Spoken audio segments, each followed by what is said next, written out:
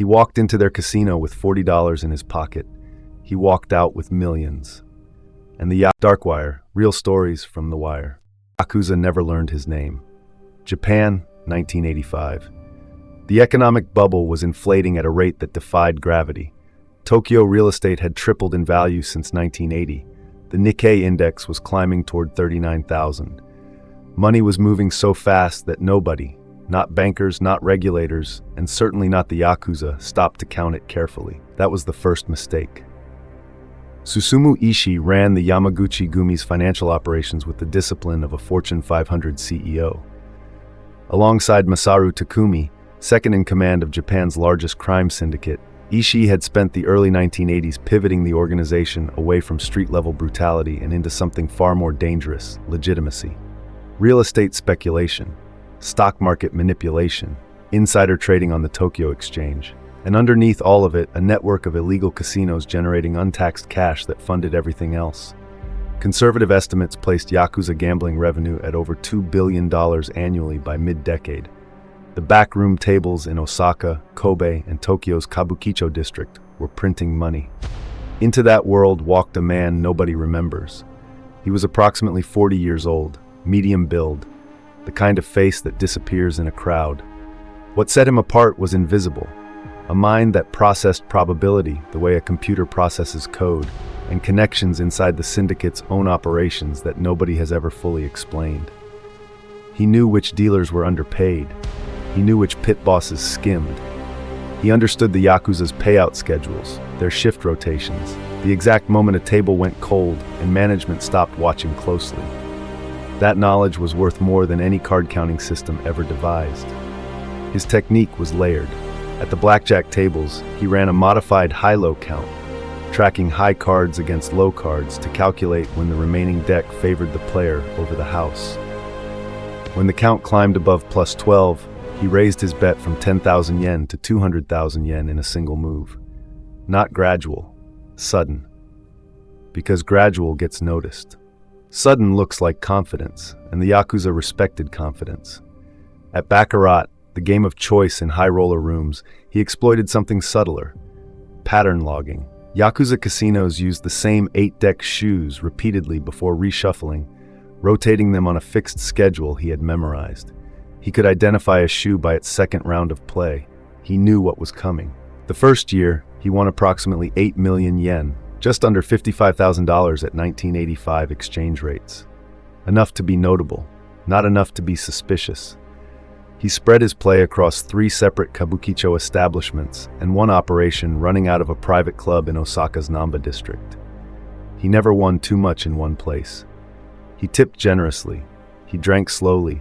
He lost on purpose twice a month to maintain the illusion of a man chasing losses. By 1987, the cumulative total had crossed 400 million yen.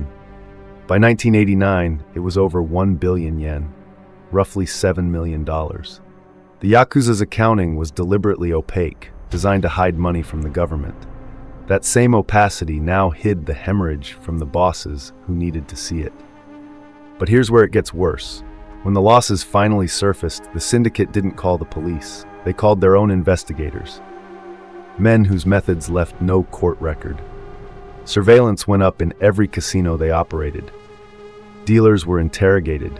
One dealer in Shinjuku was hospitalized in February 1991 after an interview that lasted 6 hours and left no visible marks above the collar. Nobody talked, because nobody knew enough to talk. The operator had been careful never to meet his inside contacts in person after the first year. Messages passed through intermediaries. Cash payments were left in coin lockers at Shinjuku Station. Locker B247, third row from the floor, a location rotated every 90 days. The paranoia metastasized. Yakuza bosses began suspecting each other. 2 mid-level operators in Osaka were demoted in late 1991 on suspicion of skimming, men who had nothing to do with the actual breach. The Syndicate was tearing at itself, and the ghost who started it was already gone. Then, on January 3, 1992, Akio Kashiwagi was found dead. Kashiwagi was known internationally as the Warrior.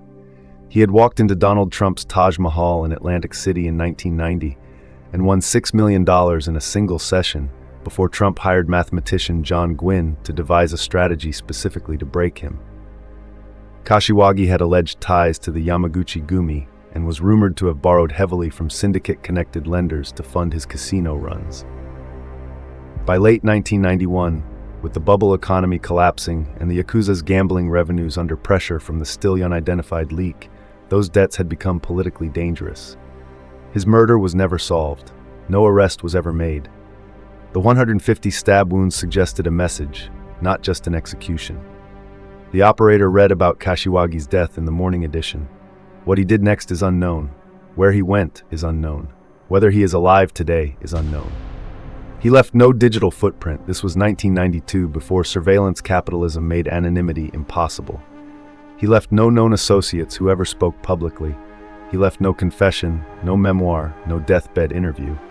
He left only the money and the wound. The Yamaguchi-gumi survived.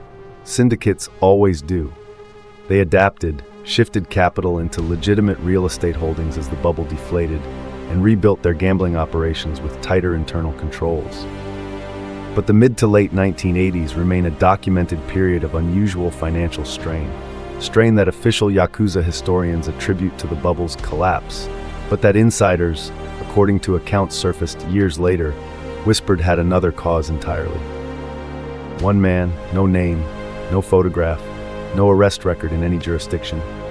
He identified the most dangerous criminal organization in Asia, studied its vulnerabilities the way a surgeon studies an X-ray, and extracted millions over 4 years without firing a shot or raising his voice. The Yakuza built their empire on the certainty that no one would dare.